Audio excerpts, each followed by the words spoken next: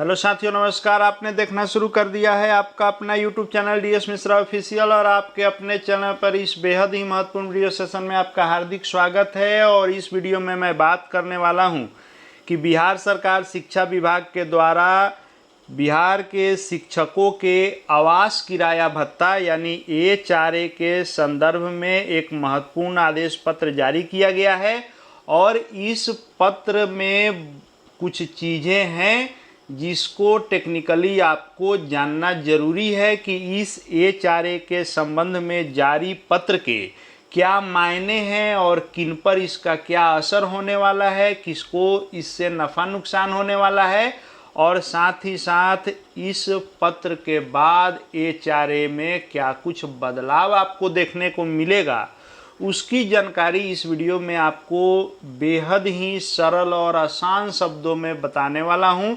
तो बहुत ही खास वीडियो होगा आपके लिए, अंत तक मेरे साथ बने रहेंगे। और यदि चैनल से अब तक नहीं जुड़े होंगे तो चैनल को सब्सक्राइब करके बेल आइकन को प्रेस कर लेंगे। आगे भी हर महत्वपूर्ण जानकारी ऐसे ही विश्वसनीय तरीके से आप तक पहुंचती रहेगी। तो ये जो पत्र जारी किया गया है बिहार सरकार शिक्षा विभाग के निदेशक प्राथमिक शिक्षा के स्तर से और सभी जिला शिक्षा पदाधिकारी को ये पत्र लिखा गया है। और पत्र है शिक्षकों के आवास भत्ता यानी HRA के संबंध में। अब इस पत्र में क्या कुछ है, आइए उसको हम लोग समझते हैं आसान और सरल तरीके से। हम सभी जान रहे हैं कि जो वर्तमान में HRA मिल रहा है वह 1/1/2024 से जो प्रभावी है, यानी पूर्व के HRA में जो वृद्धि करते हुए नया HRA का स्लैब बनाया गया था। यह HRA स्लैब बनाया गया था 4 प्रकार का। एक है वाई वर्ग बनाया गया, दूसरा Z, तीसरा बनाया गया अवर्गीकृत शहर और चौथा बनाया गया ग्रामीण। अब 1/1/2024 से पहले जो मकान किराया भत्ता मिलता था वाई श्रेणी के जगह के लिए 16%, उसको बढ़ा करके किया गया था 20%। वैसे ही 1/1/2024 के पहले जेड श्रेणी के शहरों के लिए जो आवास किराया भत्ता 8% था उसको 10% किया गया था। और जो अवर्गीकृत शहर के लिए पहले 6% था वह 7.5% किया गया था। और ग्रामीण क्षेत्रों के लिए जो 4% था उसको 5% किया गया था। यानी वर्तमान में जो स्लैब है A4A का उसको 4 वर्गों में वर्गीकृत किया गया। और ये 4 वर्ग हैं। पहला वाई शहर के वर्ग को 20% HRA वर्तमान में मिलता है, जेड वाले को 10% मिलता है, अवर्गीकृत वाले को 7.5% मिलता है और ग्रामीण क्षेत्रों को 5% मिलता है। अब ये जो पत्र जारी किया गया है उसमें भी पहले इसी बात का जिक्र है कि जो वाई श्रेणी है, जैसा कि हमने बताया कि वाई श्रेणी सबसे ऊपर है और इसमें सिर्फ पटना यूए अर्बन एरिया आता है और इसके लिए 20% मकान किराया भत्ता है। फिर दूसरा जो श्रेणी बनाया गया है जेड श्रेणी का शहर, इस जेड श्रेणी में कुल 34 नामित शहर हैं और उसी 34 नामित शहरों को HRA देना है 10%। उसके बाद इस 34 शहर के अलावे जो शहर हैं जिनको अवर्गीकृत शहर में रखा गया वहाँ का HRA रखा गया 7.5% जो मिल रहा है। और चौथा जो क्षेत्र बनाया गया वर्गीकृत करके श्रेणी बनाई गई वह है ग्रामीण क्षेत्र, उसके लिए 5% निर्धारित किया गया और 5% यह मिल रहा है। अब ये जो 4 प्रकार हैं वर्ग वाई, वर्ग जेड, अवर्गीकृत शहर और ग्रामीण क्षेत्र, इन सभी जगहों पर अवस्थित जो विद्यालय में पदस्थापित कर्मी हैं, शिक्षक हैं, उनको इसी निर्धारित दर से वेतन का जो है मूल वेतन का जितना प्रतिशत है HRA मिलता है। यानी पटना के लिए 20% HRA मूल वेतन का, जेड श्रेणी के 34 शहरों के लिए HRA 10% मूल वेतन का अवर्गीकृत शहरों के लिए मूल वेतन का 7.5% HRA और ग्रामीण क्षेत्रों के लिए 5% वर्तमान में देय है। अब इसमें क्या कुछ नया संशोधन किया गया है और क्या कुछ बदलाव किया गया है और क्या असर पड़ेगा, आइए उसको हम लोग समझते हैं।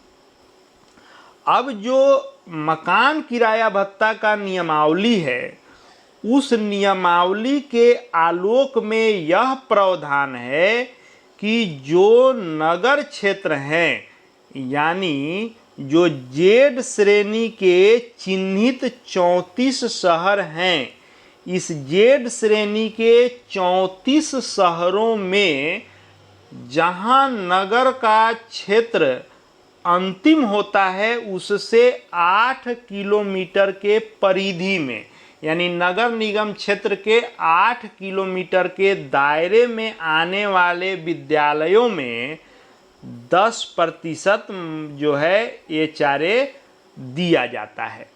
अब ये जो 10% HRA दिया जाता है, उसका एक शर्त ये है कि नगर निगम के बाहर का भी जो 8 किलोमीटर का क्षेत्र है, उसके लिए क्या शर्त है कि कार्यस्थल यानी जहां आपका विद्यालय है और अरहक नगर के नगरपालिका सीमा के परिधि के बीच 8 किलोमीटर से अधिक की दूरी नहीं हो।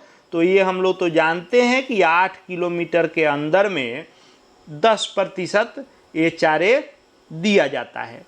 दूसरा शर्त है कि संबद्ध कर्मी को अनिवार्यतः अर्थात कार्यस्थल के नज़दीक आवास की कमी के कारण अरहक नगर में रहना पड़ रहा है।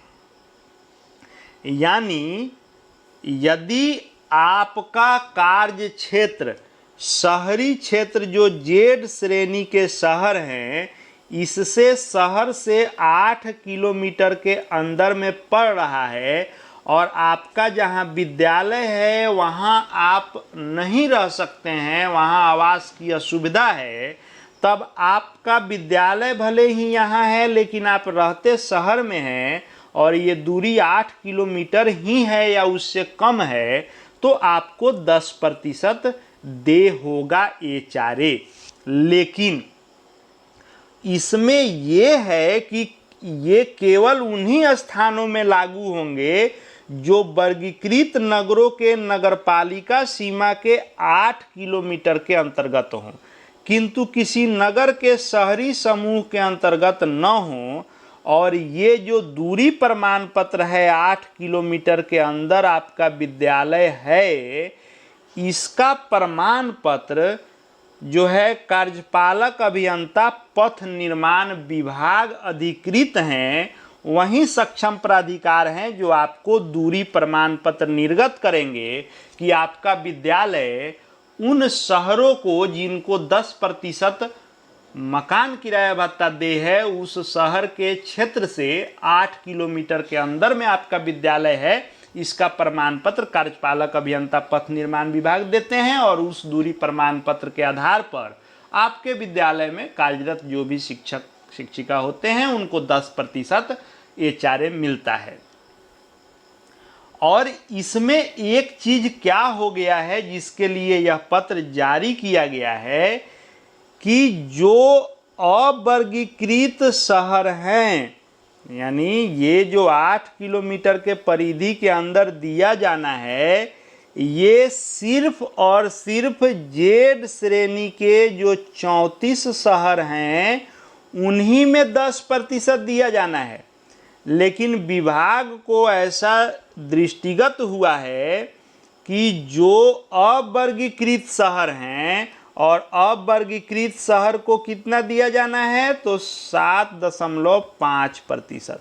लेकिन ऐसा विभाग ने देखा कि जो अवर्गीकृत शहर हैं उसके भी 8 किलोमीटर के परिधि में अवस्थित मकान किराया भत्ता विद्यालयों को 10% ही दिया जा रहा है, जो उक्त नियम के विरुद्ध है। अब यही संशोधन होगा कि इन 34 शहरों के अलावे बाकी शहरों में यदि 10% मकान किराया भत्ता आप ले रहे हैं तो यह नियम विरुद्ध है, आपको नहीं मिलेगा, आपको 7.5% ही मिलेगा। इसी के लिए जिला शिक्षा पदाधिकारी को कहा गया है कि आप सुनिश्चित करेंगे कि ये प्रावधान सिर्फ और सिर्फ वर्गीकृत शहरों के संदर्भ में लागू हो, यानी जेड श्रेणी के 34 शहरों में ही लागू हो, बाकी में नहीं हो। अगर इस प्रकार की त्रुटि हुई है कि जो अवर्गीकृत शहर हैं उसमें भी दिया जा रहा है तो उसको सुधार करना है। साथ ही जिले में अवस्थित सभी विद्यालयों को उनके भौतिक स्थल को ध्यान में रखकर उन्हें वर्ग वाई श्रेणी अथवा वर्ग जेड श्रेणी अथवा अवर्गीकृत शहर अथवा ग्रामीण क्षेत्र की श्रेणी में चिन्हित करते हुए उसे विभागीय पोर्टल पर अपडेट कराना सुनिश्चित करेंगे। अब पूरा निष्कर्ष क्या है ये समझिए। अब निष्कर्षतः यह कहा गया है इस पत्र में, सभी जिला शिक्षा पदाधिकारी डीओ को निर्देशित किया गया है कि आप अपने जिले अंतर्गत सभी विद्यालयों को चिन्हित कीजिए कि जेड श्रेणी में कौन है, वाई श्रेणी में कौन है, अवर्गीकृत में कौन है और ग्रामीण में कौन है। और यदि आपके यहाँ विद्यालय वाई श्रेणी में है तो वाई तो सिर्फ होगा पटना के लिए, तो पटना जो अर्बन एरिया है उसके लिए 20% तय कीजिए। जो जेड श्रेणी के अंतर्गत 34 शहर रखे गए हैं इसमें ही 10% आवास किराया भत्ता दीजिए 8 किलोमीटर के परिधि तक, यानी इसी श्रेणी में यह लागू होगा। यदि कोई न जेड में है न वाई में है और अवर्गीकृत शहर के श्रेणी में है और वो भी 10% ले रहे हैं तो इसको नहीं दिया जाएगा, सुधार करते हुए 7.5% ही दिया जाएगा।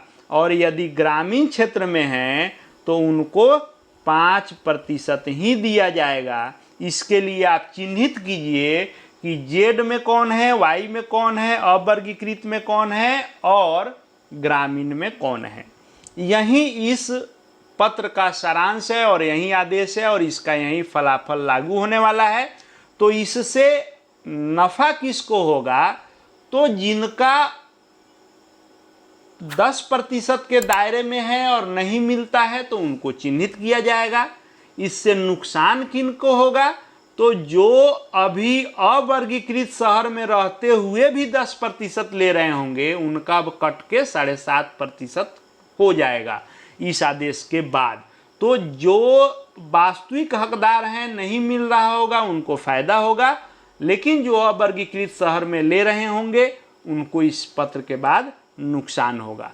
अब किनका वाई श्रेणी में है, किनका जेड के 34 शहर में है, किनका ग्रामीण होगा यानी किनका 20, किन किन शहरों का 10, किन किन शहरों का जो है 7.5, किन क्षेत्रों का 5%, इसके लिए अलग से तुरंत वीडियो इसके बाद आएगा। उस वीडियो में आपको जानकारी दे दूंगा कि आपका शहर किस प्रतिशत में आएगा। फिलहाल इस पत्र का यही विश्लेषण था। आगे इसी तरह से हर अपडेट देखते जानते रहने के लिए चैनल से जुड़ जाएंगे। चैनल को सब्सक्राइब करके बेल आइकन को प्रेस कर लेंगे ताकि हर जानकारी आप तक पहुंचती रहे।